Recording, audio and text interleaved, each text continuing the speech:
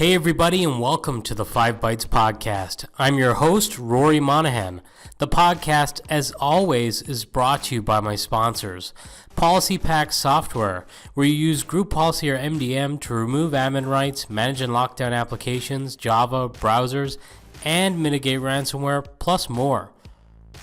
And also by Goliath Technologies, who help IT pros be proactive and anticipate, troubleshoot, and prevent end-user experience issues regardless of where IT workloads or users are located. And of course also by Liquidware, creators of FlexApp, the most feature-rich application layering product on the market. And I'd like to say a special thank you to Liquidware, who this week renewed their sponsorship of the podcast. So if you enjoy the podcast each week, you have Liquidware and of course Goliath Technologies and PolicyPak Software to thank. I must also quickly warn you that my voice might sound a little off this week. It's not your headphones or your speakers or anything like that. I've got a pretty bad head cold this week, so sorry about that. I figured it was better to record this with a head cold and have the audio sound a little clunky than just miss an episode. So haven't missed an episode yet, in this episode 141. I didn't want to miss one for a head cold. And with that, let's get into some news. This week, Nutanix held their next conference. In fact, it's actually still going on when I record this episode. If you're following the hashtag NextConf tagline on Twitter, you'll have seen an awful lot of announcements that were coming out, and people were saying that it was probably the most announcement-heavy conference that Nutanix has had yet. Unfortunately, I didn't get to attend any of it because, as I said, I was sick, but also pretty busy with work this week. But luckily, CRN.com shared some of their highlights from the conference, which include the announcement of Carbon Platform Services, which is a Kubernetes multi-cloud platform as a service with automated system-managed security. They state that this new cloud-native platform as a service gives software developers a turnkey managed service experience on premises, in the public cloud, or at the edge to build and run cloud-native applications. Carbon Platform Services also lets developers decouple applications from the underlying infrastructure, which you would think with Kubernetes, of course, and container technology.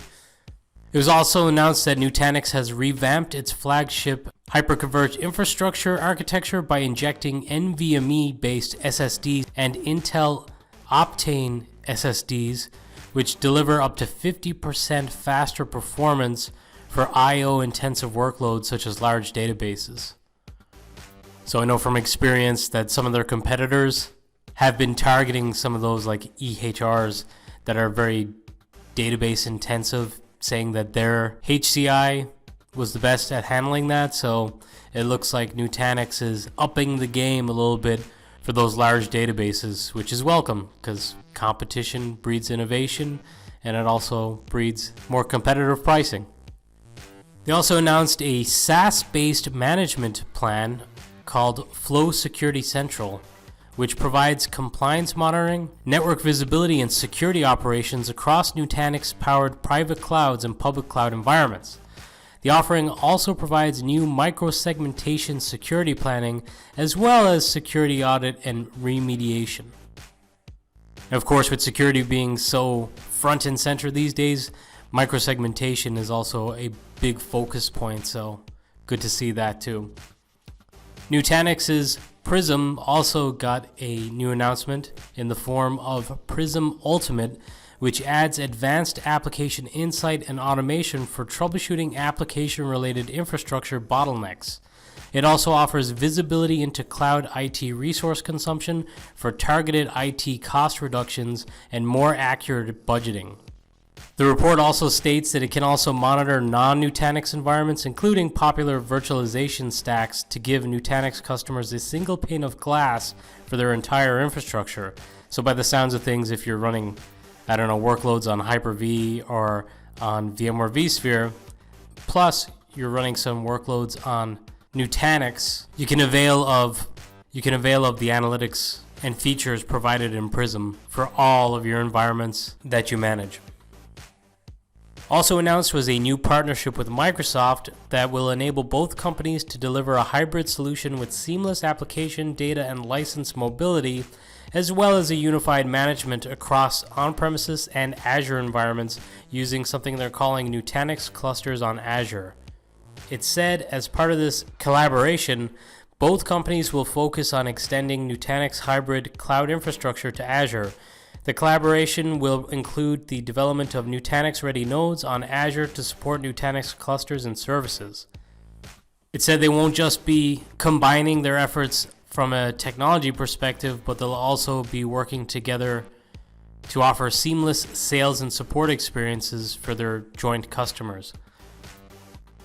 Azure customers will also be able to use their existing Azure credits as part of Microsoft's Azure consumption commitment to purchase Nutanix software, and in turn, Nutanix customers will be able to port their existing term licenses to Nutanix clusters on Azure or get on-demand consumption of Nutanix software through the Azure Marketplace, enabling frictionless movement between private and public clouds within Azure. Nutanix and Microsoft will also enable managing servers, containers, and data services on Nutanix HCI on-premises or in Azure through the Azure Arc control plane.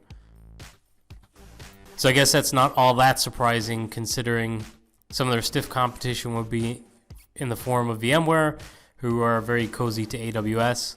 So this would make a lot of sense for Nutanix to align more closely with Microsoft and Azure.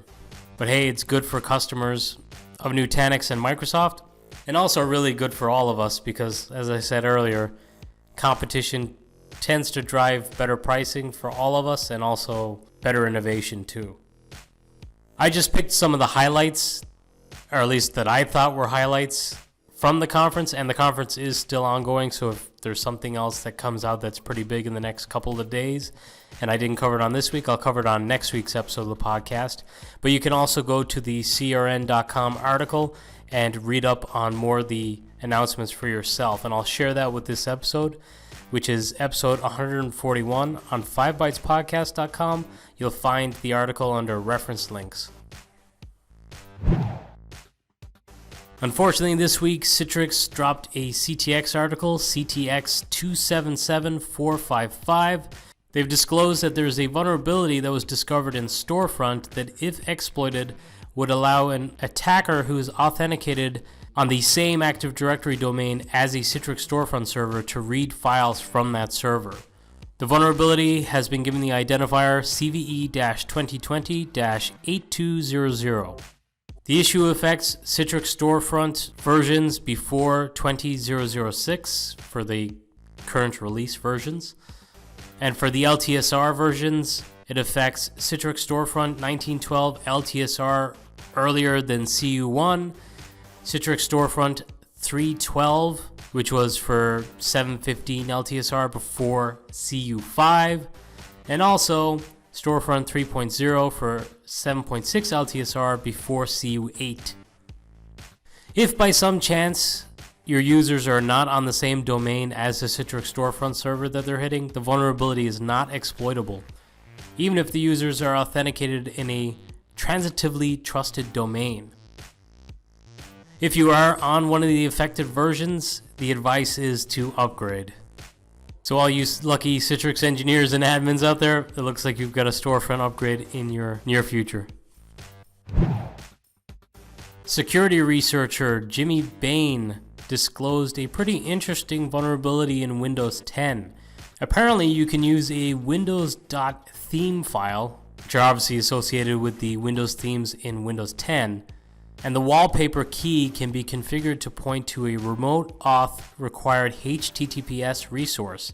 Then when a user activates the theme file, a Windows credential prompt is displayed to the user, and a hacker can then steal the credentials. So it's another one of these instances where you're able to not necessarily put in a direct piece of malware or code that's going to run from the system itself, but rather exploit a vertical, in this case a windows.theme file, to point to a web server, which can then be used to phish and grab credentials from a user. Neowin.net reports that Bain has stated that these findings were disclosed to Microsoft. However, the bug was supposedly not fixed because it was a feature by design. It is not clear if the company does plan on fixing the bug, since it has now been publicly disclosed, or if it tweaks the file structure for the themes to prevent bad actors from leveraging it to point to sites that require authentication. Neowin suggests that it's best for users of Windows 10 to always enable two-factor authentication as a primary form of account security to help protect against these types of vulnerabilities. In a similar vein, at least from a threat perspective, this week there was a report on a new phishing campaign that leverages email quarantine policies and uses an overlay screen tactic on top of legitimate company web pages to lure in its victims. The campaign was discovered after successfully targeting an unnamed company, according to an article by threatpost.com. The emails imitated the technical support team of the employee's company and claimed that the company's email security service had quarantined 3 valid email messages, blocking them from entering the mailbox. It said that the link provided to get to the quarantine emails, once hovered over, was suspiciously long. It had a pretty lengthy URL. So if you do suspect you're being targeted by this, that long, suspicious URL may be a giveaway if you hover over. If a user did click on that link without maybe hovering over it, it would bring it to what looked like a legitimate company web page. But researchers found that the attackers had added an overlay screen with a credential request. The fake login panel said the employee's Outlook sign-in timed out and asked them to re-input their credentials, then stealing the credentials. This IT stuff is pretty fun, huh? Argentina's immigration agency got hit with ransomware, which temporarily halted border crossings, which I believe is a first. The attack took place around the end of August. They noticed a flurry of support calls rolling in around 7 a.m. and realized that something was up. To prevent the ransomware from infecting further devices, the computer networks used by the immigration offices and control posts were shut down. According to an Argentinian news site, Infobay, this led to a temporary suspension of border crossings for 4 hours while the servers were brought back online. BleepingComputer.com learned that the ransomware actors had initially demanded a $2 million ransom, then after 7 days increased the ransom demand to $4 million, or about 355 bitcoins. Argentinian government sources told the Argentinian news outlet that, quote, they will not negotiate with hackers and neither are they too concerned with getting the data back, end quote. I think that's a pretty interesting response. My initial thought was, I wonder what kind of data it is that they're not concerned with getting it back, and if this could be used to attack other countries' immigration services. I mean, what if someone gets in to a country as a tourist and realizes that they maybe temporarily store some of the data at a border facility before maybe it syncs up? I'm completely spitballing here and making this up. But if it's stored locally and then syncs later and they know that, and then they just mount an attack at that post, knowing that there's a precedent that, they don't really care if they lose 1 day or a few hours worth of data from there. It's not that big a deal. It's not worth paying like potentially millions of dollars. And that person then goes undetected within that country. They could make a movie out of that. If M. Night Shyamalan steals that, I'm going after him. And of course, another Patch Tuesday is upon us. And this month, there are 129 vulnerabilities addressed in the Windows updates.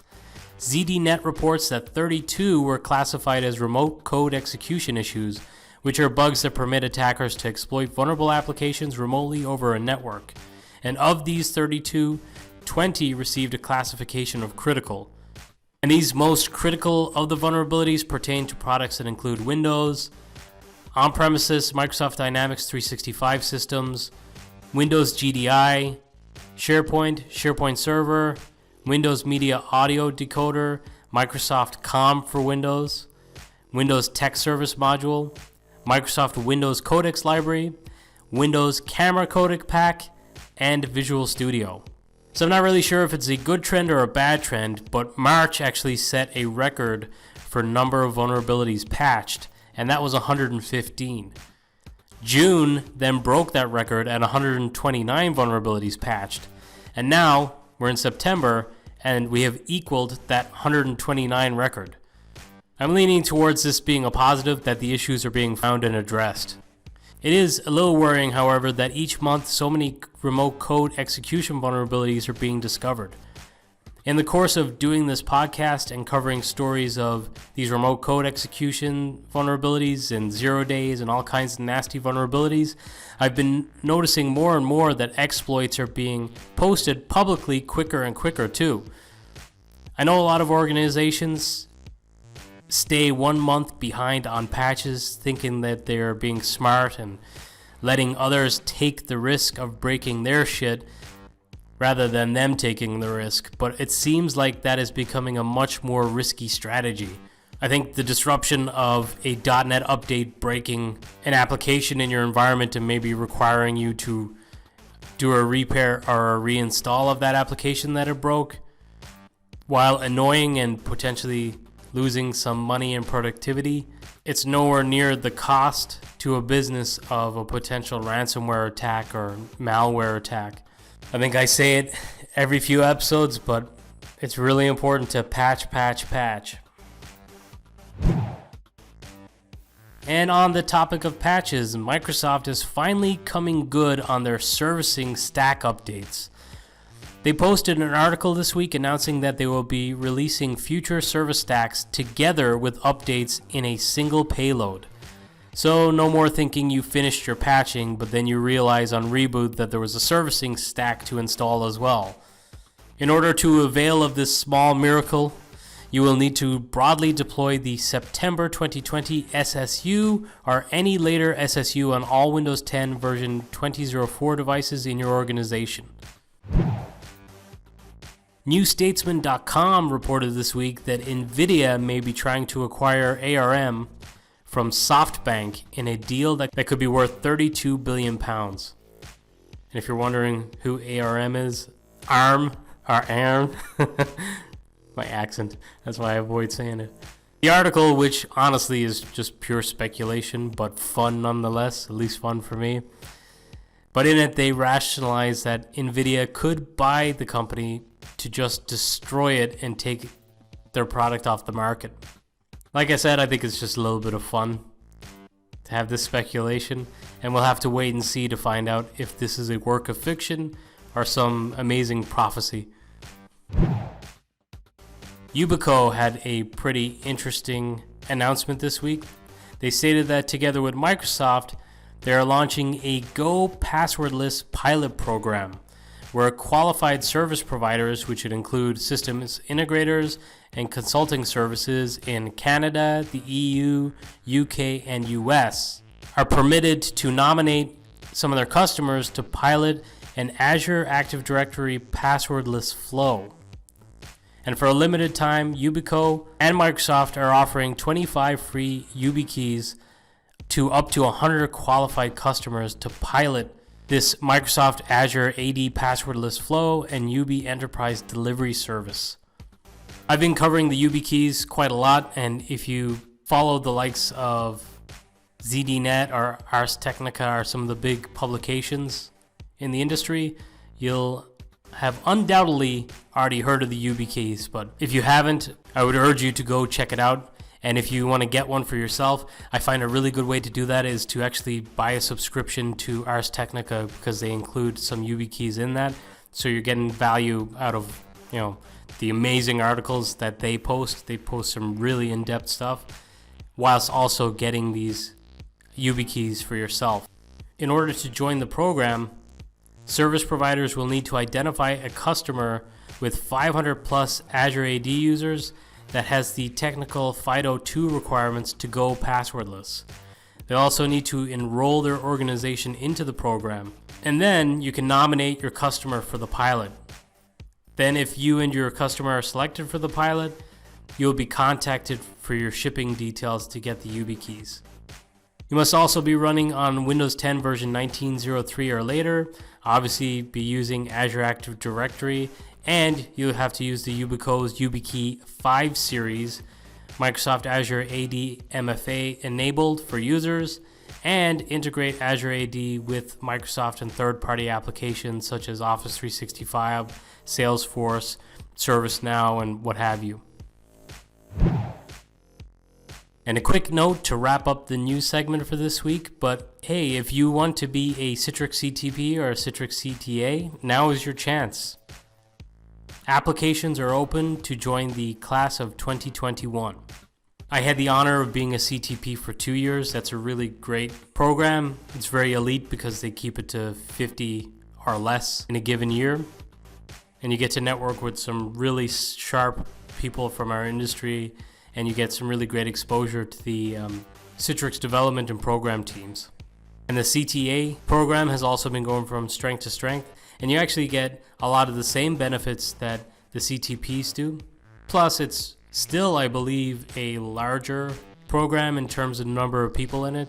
So there's a really good way of networking with other Citrix techies too. And if you're listening to this and thinking, oh, well, I'm probably not cut out for this, or you're a little too nervous to apply, I would encourage you to apply anyways. Just throw caution to the wind. What's the worst they can say? No.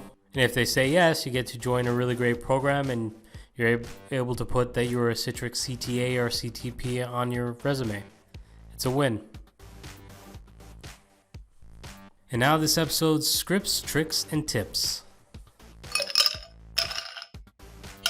So remember a couple of weeks ago on episode 139, I mentioned that Steve Sifu posted an incredibly detailed step-by-step breakdown of what happens when you log into a Windows 10 machine.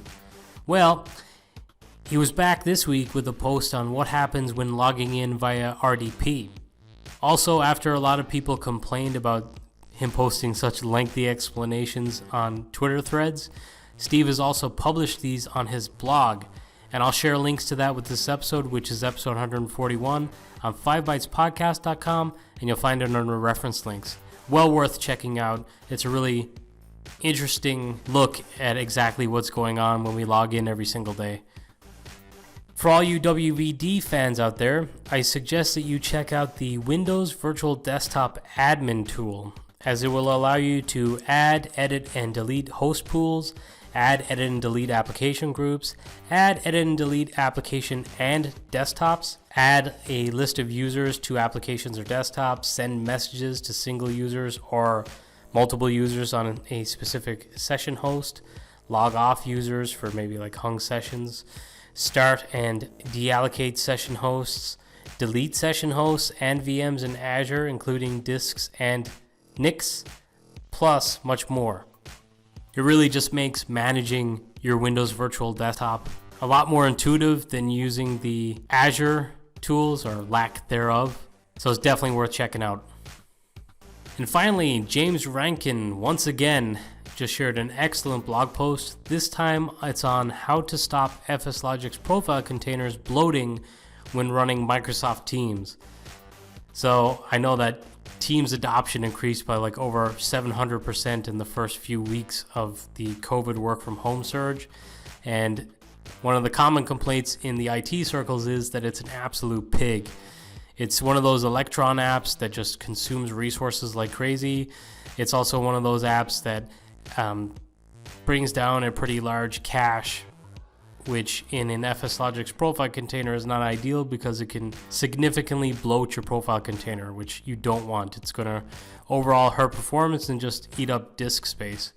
And I'm not going to give away what the solution is on the podcast. I don't do that. I don't take other people's work on their community blog posts where maybe they're not even getting any pay for their blogging work, or they don't have sponsorship or anything like that. I don't want to take someone's hard work and then just share it on this podcast verbatim. So I encourage you to check it out for yourself. Give James the views, give him the clicks. He deserves it. Quality of the content that he's been putting out, particularly in the last year or so, has been incredible. Really in-depth And if this is going to be your first article of his that you check out, you'll definitely want to check out some of his other posts too, because he gets into a lot of stuff like optimizing Windows logins and a lot of other topics too. I guess before I close, I should say good luck to all in my fantasy football competition in the NFL. The first game is this weekend.